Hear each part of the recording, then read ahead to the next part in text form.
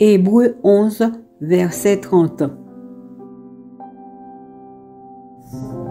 Par la foi, les murailles de Jéricho tombèrent après que les Israélites en eurent fait le tour pendant 7 jours.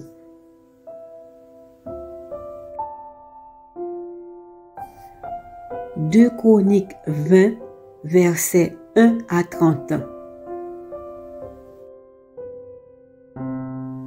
Les Moabites et les Ammonites, renforcés par des Méunites, entrèrent en guerre contre le roi Josaphat.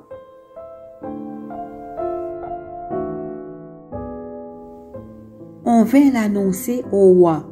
Une armée nombreuse marche contre toi, lui dit-on.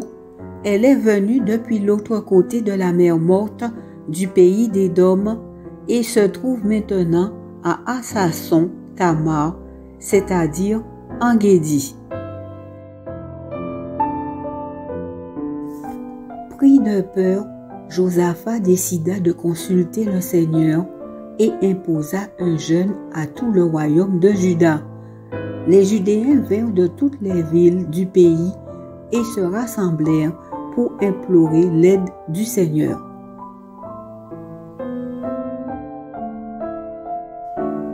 Josaphat, entouré des habitants de Jérusalem et de tous les autres Judéens, se plaça face à la cour neuve du temple et il pria ainsi.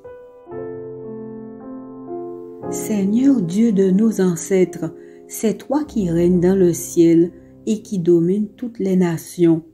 Tu possèdes la force et la puissance, de sorte que personne ne peut tenir devant toi. N'est-ce pas toi, notre Dieu, qui a dépossédé les habitants de ce pays lorsque Israël, ton peuple, y arrivait et qui a donné ce territoire pour toujours aux descendants de ton ami Abraham? Ils s'y sont installés et y ont construit un sanctuaire qui t'est consacré. Puis ils ont dit, si un malheur nous atteint, un châtiment, guerre, épidémie de peste ou de famine, nous viendrons nous placer devant ce sanctuaire. C'est-à-dire devant toi, puisque tu y manifestes ta présence, et nous t'appellerons au secours du fond de notre détresse. Toi alors, tu nous écouteras et nous sauveras. Eh bien maintenant, regarde, voici les Ammonites, les Moabites et les Édomites qui nous attaquent. Quand nos ancêtres quittèrent l'Égypte, tu ne leur as pas permis de traverser les territoires de ces peuples. Nos ancêtres ont donc fait un détour et ne les ont pas exterminés, mais eux nous récompensent aujourd'hui en venant nous chasser de la terre que tu nous as donnée. Seigneur notre Dieu, ne vas-tu pas leur infliger un juste châtiment? Nous sommes sans force devant cette armée nombreuse qui marche contre nous et nous ne savons que faire. C'est pourquoi nous tournons nos visages suppliants vers toi. Tous les Judéens, y compris les femmes et les enfants, se tenaient là, debout, devant le sanctuaire. En pleine assemblée, l'Esprit du Seigneur s'empara de Yaziel, un Lévite, fils de Zacharie et petit-fils de Benaïa, lui-même fils de Yéhiel, petit-fils de Mattania et descendant d'Asa. Yaziel s'écria, « Écoutez attentivement, vous tous habitants de Jérusalem, et toi en particulier, roi Josaphat. Voici ce que vous déclare le Seigneur. Ne craignez rien, n'ayez pas peur de cette armée nombreuse. L'issue de ce combat ne dépend pas de vous, mais de moi, votre Dieu.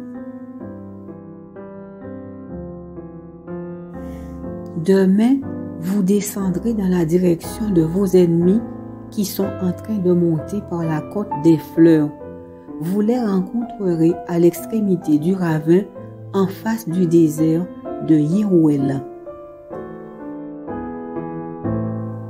Vous n'aurez pas besoin de les combattre. Gens de Jérusalem et de Juda, contentez-vous de vous arrêter là, de rester sur place et de regarder comment je vous délivrerai. Ne craignez rien, ne vous effrayez pas. Demain, allez à leur rencontre et je serai avec vous. Josaphat s'inclina jusqu'à terre devant le Seigneur. Tous les habitants de Jérusalem et les Judéens se prosternèrent aussi pour adorer le Seigneur. Ensuite, les Lévites se prosternèrent aussi pour adorer le Seigneur.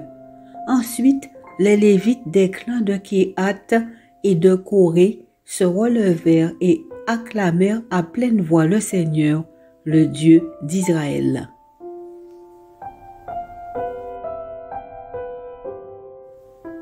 Tout le lendemain matin, ils se mirent tous en route pour le désert de Tekoa. Au moment du départ, Josaphat leur adressa la parole.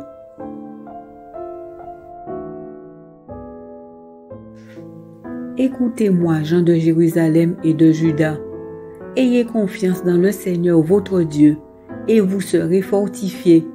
Ayez confiance en ses prophètes, et vous triompherez.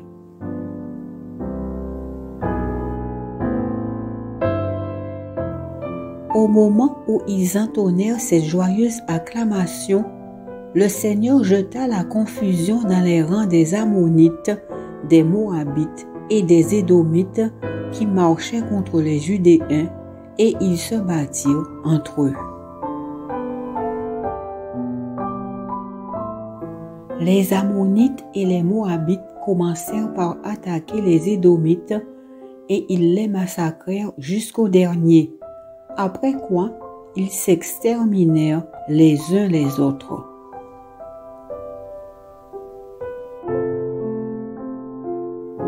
Lorsque les Judéens arrivèrent à l'endroit d'où l'on peut observer le désert, ils portèrent leur regard vers l'armée ennemie, mais ne virent que des cadavres gisant à terre.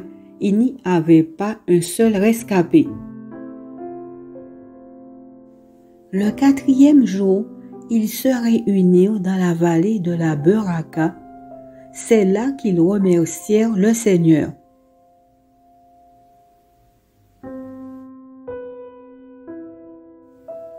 Lorsque dans les royaumes étrangers, on apprit que le Seigneur Dieu avait combattu contre les ennemis d'Israël, tout le monde fut frappé de crainte à son égard. Ainsi, le règne de Josaphat se déroula dans la tranquillité, car son Dieu lui assurait la paix de tous côtés. Psaume 146, verset 5. Heureux l'homme qui a pour secours le Dieu de Jacob et met son espoir dans le Seigneur son Dieu.